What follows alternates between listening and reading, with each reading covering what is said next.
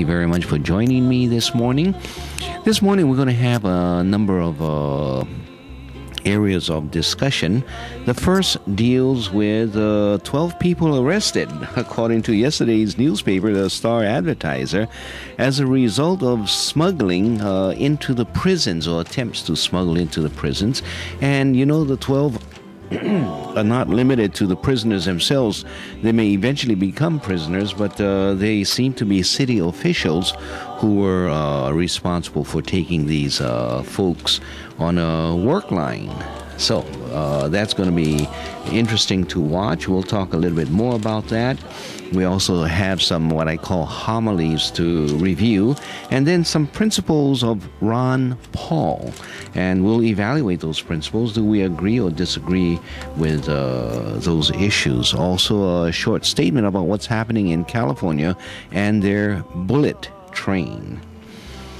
So a lot of stuff to talk about. Also, what's going on with this Sergeant Bales, and what is a view from the Afghan side and their investigation with regards to what happened in that massacre.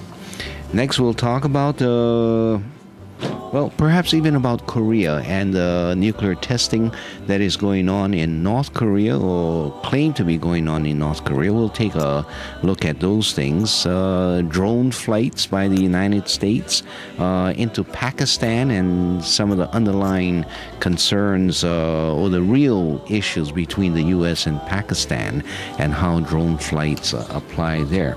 And then we may even go and visit the World Bank and what President Obama is attempting to do with regards to the World Bank. Okay, so those are quite a bit of things that we'll be talking about.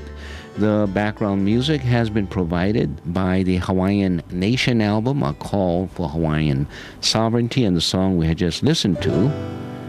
And there's the last few notes on it is Kaulana Napua, famous are the flowers.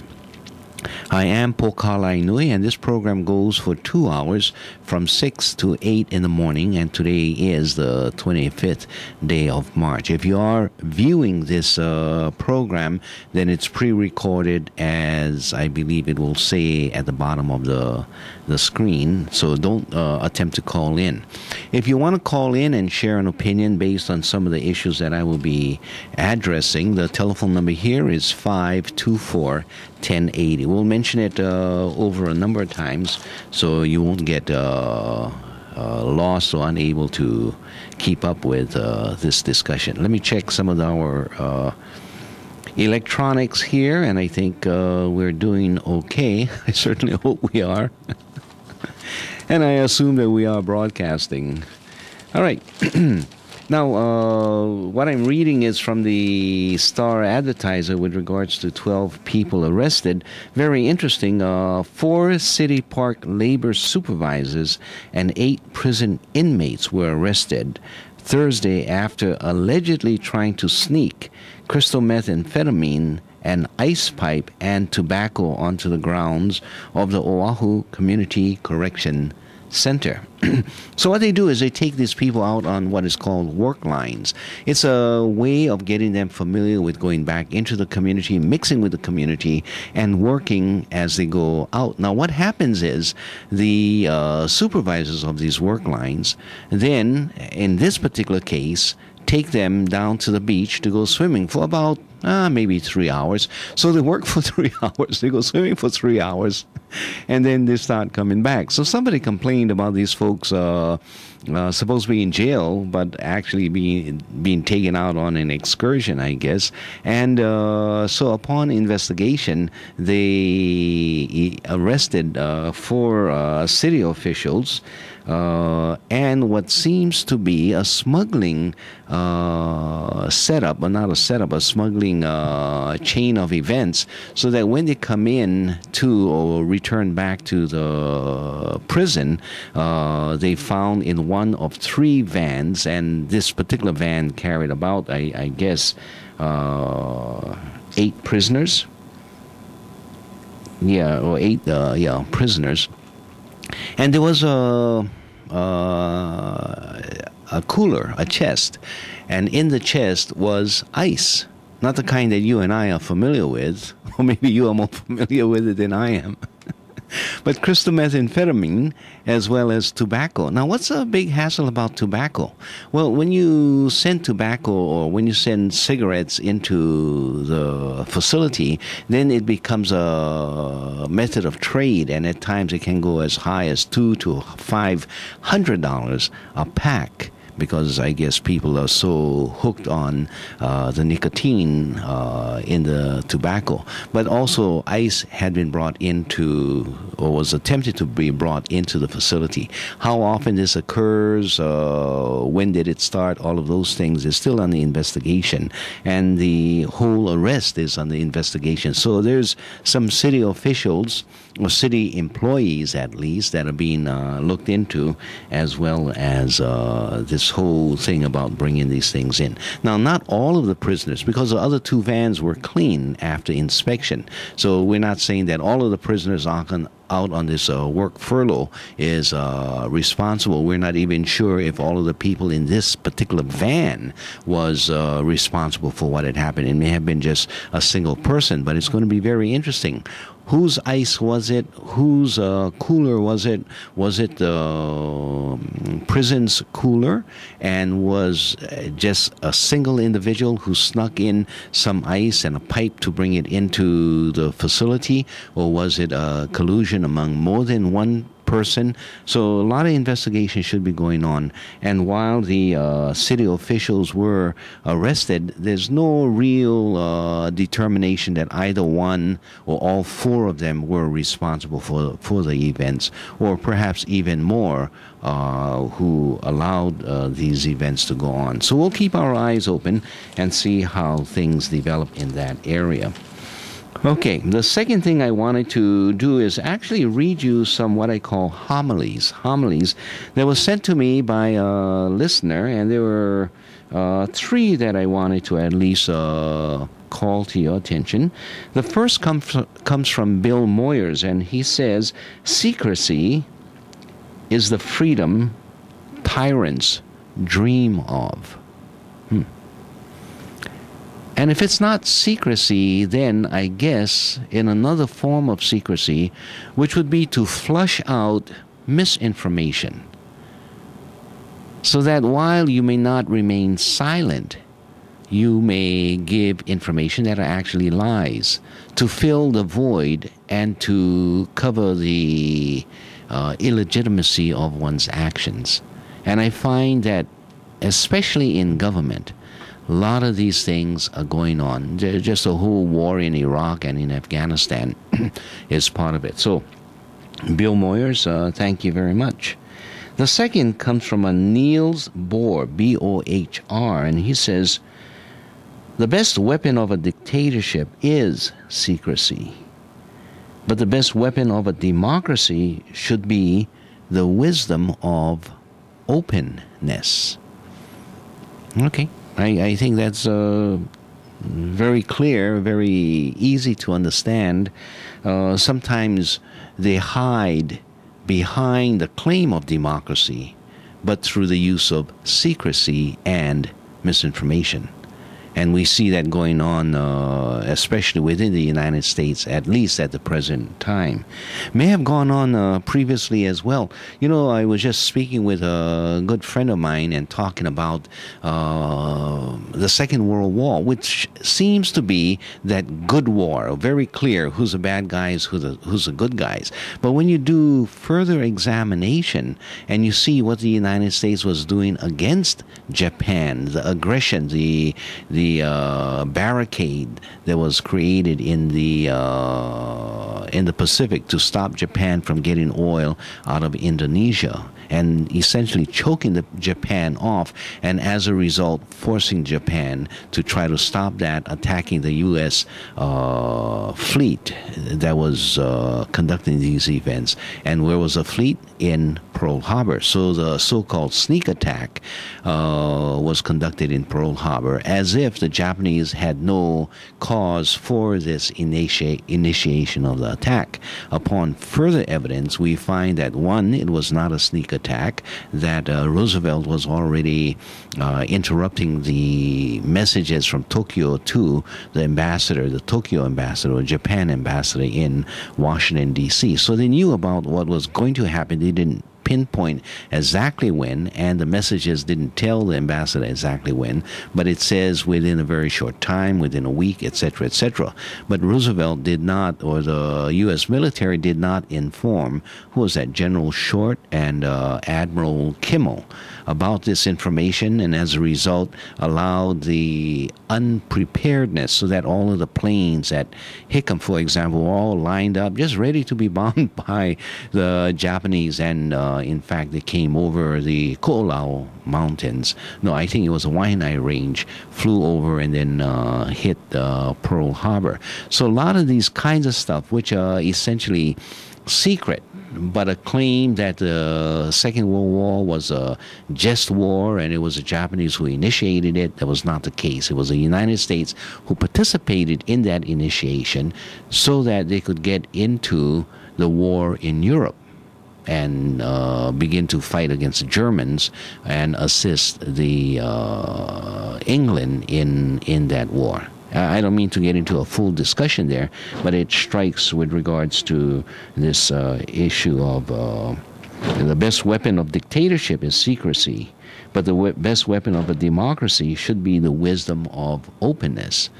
So one asks, is the U.S. really a dictatorship, or at least when it operates in secrecy, so that you limit the decisions just among a few people or an oligarchy conducting this dictatorial method of governance. And then you can see this especially in the Bush-Cheney period of time with the manipulation of information. It probably still goes on to this very day, or at least the twisting and turning of what the facts or how the facts should be viewed.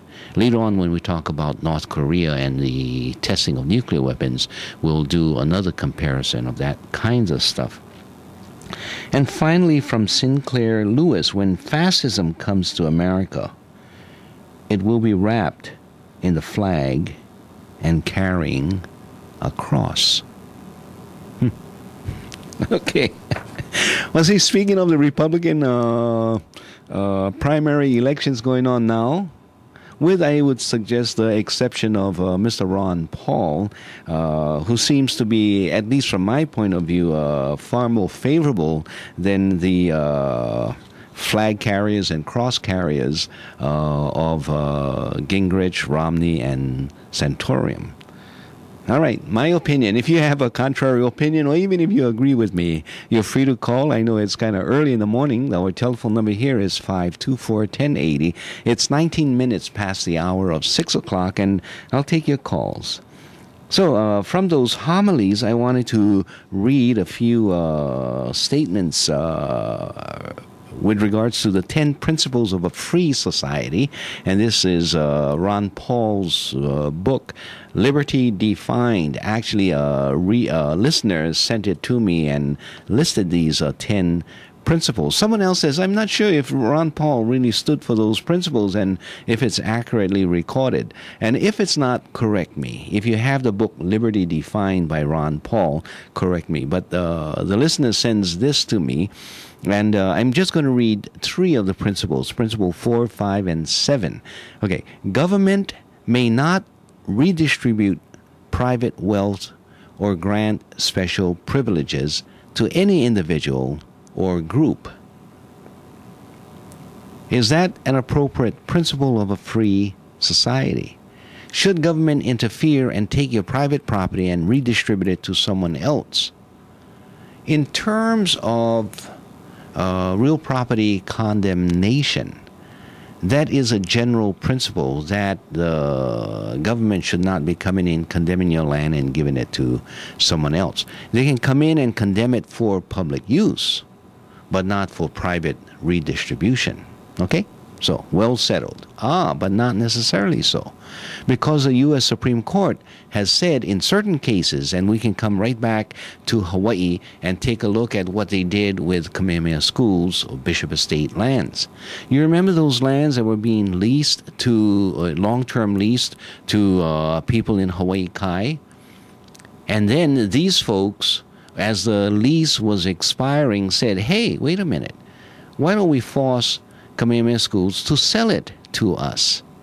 State legislature found that it was politically convenient because you had a lot of people who were barking for it, and it would be politically supported to break up these land trusts, or so they said. So what they did was intervene in a private agreement, a long-term lease that was probably signed sometimes in 1950 or whenever the leases were signed, saying that at the end of the term, the lease concludes and then you give the property back. End of the lease. Now these people were saying, well, it's almost ending, so let's see if we can change the law. Not necessarily the lease contract, but change the law forcing the estate to sell the property to us. The legislature went ahead with that and made the change. The Bishop Estate ran up to the Supreme Court saying, hey, wait a minute, this is all absolutely inappropriate. There should be no private distribution of private lands by the government.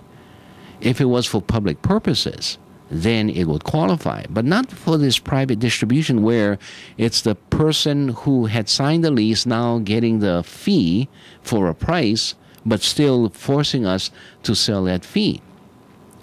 The state was saying, well, it's an appropriate governmental function because we are looking at the wider perspective of the need of the society, and so by distributing it to private individuals, we are actually improving the public need for private ownership, greater ownership of private lands. This is not the only case in which this kind of argument is made. There are other times when cities will come in and condemn private property in a particular district, then give it over to a developer who will develop it for housing purposes. Of course, the developer is going to make a killing because he's going to redevelop, do the sale, and make a lot of money for the construction and the sale. But this has also been seen, just like the Kamehameha Schools case, by the U.S. Supreme Court as an appropriate redistribution of wealth from private holders to other private holders because it's supposed to assist in the general welfare of the community. So you see how it's not all that clear as to the principle that Ron Paul is trying to state, and yet how governments have come in using the same principle and turned it around. Again, let me read it, what Paul's 10th principle is with regards to a free society. Government may not redistribute private wealth or grant special privileges to any individual or group. Essentially a restatement of the principle that you cannot condemn private property except for public use, and how they have slipped through that one. Okay, Paul continues. Individuals are responsible for their own actions. Government cannot and should not protect us from ourselves. Okay. Let's take some cases where government has stepped in and attempted to protect you from yourself. Or is it really yourself, or is it a protection of, again, the general good, but oftentimes laying the burden on the general good after you've screwed up yourself? So let's say you do not have long-term medical insurance. Well, that's your business. And should you want to smoke and get cancer, that's your business as well. But does government have the right to step in when you do have cancer, you have no insurance to pay for it, and you end up on the government dole, so that the emergency facilities or other government-sponsored facilities are required to maintain your life. And in those cases, you fall into welfare or you fall into some government-sponsored care. Is it appropriate for government to have to carry that burden?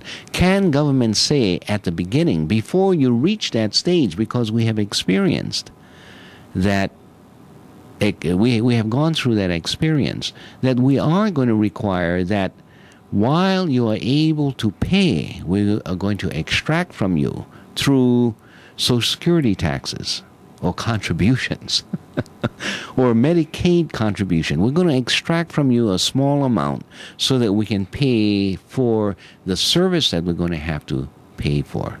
It's not necessarily a one-to-one relationship, but to support the general welfare. Can government do that? Well, the question of taxation, can government tax, is a question that, and I believe, well settled. Yes, the government may tax, provided the government is appropriately empowered to do so. Whether or not the U.S. government has been appropriately empowered to tax based on an amendment to the U.S. Constitution is a separate question. But does governments within their domestic powers have the power to tax? Generally, yes, unless prohibited. In the U.S. Structure of government, of course, governments can only do what is provided or permitted by the Constitution. And that's why in the tax question, you need to amend the Constitution to allow income taxes as an example. Okay. The other question will be, and I'm not going to get into that question, at least not at this time, was the amendment to the Constitution allowing that appropriately done, or did it fail the constitutional test? Okay. So there's a lot more incidents. What about riding a motorcycle with a helmet? Can government force you to do it? Well, if you get into an injury, the government has said, yes, we do, in terms of supporting the law, the helmet law. Other challenges have been, and so it revolves around this question: should government interfere with your personal business? I'm sorry, I was distracted. So the argument is, yes, they can if it affects the general welfare. Other people are saying, no, they should not. So the real question there is, does it affect the general welfare, or is this just personal to me? If a person says, I'm going to commit suicide, can government interfere? Well, if you commit suicide in a public place, and you may hit someone else when the bullet goes through the head, well, that's endangering the general public. So I think the government has a right to step in. If you commit suicide and leave yourself as a burden for someone else to collect your body and put you away and all that kind of stuff, then it affects other people, so it's not just yourself. So I think government can come in and try to prevent that from occurring. But suppose what you do is you go and dig a hole for your grave, you have your casket ready, and as you shoot yourself, you fall into the casket, and somehow you've worked it so that the casket door closes. What a gory scene I'm painting. The casket door closes, and there's an automatic sinking into the ground, 6 feet into the ground, and dirt starts pouring in. Does government have the right to prevent you from doing that? And this is all on private property. You're not endangering anyone and the rest. I think you can make a strong case that government should stay out of my business. So anyway, that's part of the debate, and Ron Paul raises those interesting issues. The last is aggressive wars, even when called preventatives, and even when they pertain only to trade relations, are forbidden.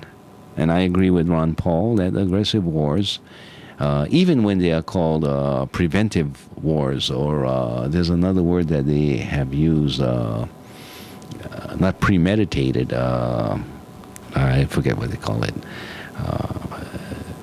Anyway, those should be forbidden. We do have a caller. Our telephone number is 524-1080. Let's go to telephones. Aloha caller. Welcome to the program. Good morning. Good morning. Good morning. Just for fun, I'd like to refer to this idea of the casket because I followed through with that idea a while back. I got so far as being able to order my own made-to-order size casket. Is that right? And but the thing of it is, it's very difficult to maneuver around the legal system. We're not in control of our lives. We're not in control of our death either, even after death. So it's very difficult to be able to move the body to another place without it being in a coffin or under adequate cover so other people don't see it. Things like that, tricky little things. So I kind of gave up and left it to the system to get rid of me. I've paid them to do it. Okay, Poca, thanks. Thank you. Take care. Aloha.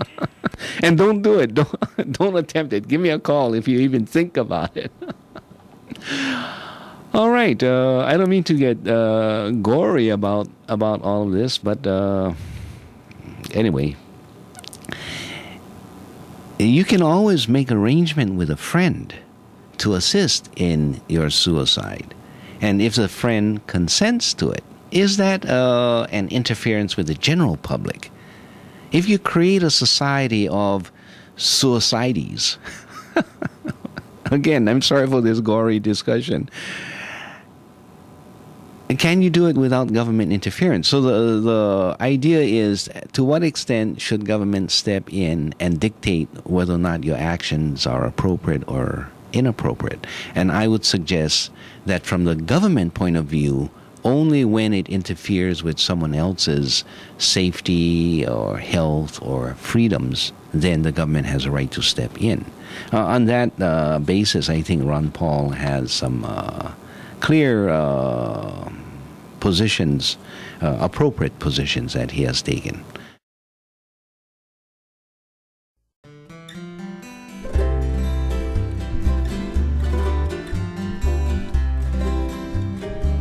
Kaulana nā pua o Hawaii,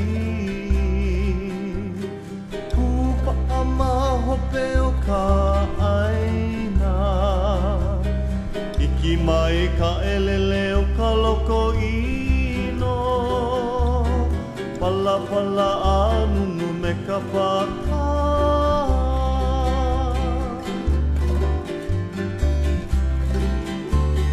Pane mai Hawaii moku o ke ave, Koku ana honoa o Pilani, Ka ko'o mai kaua I o mano, Pa'apu me ke one o ka kuhi hewa.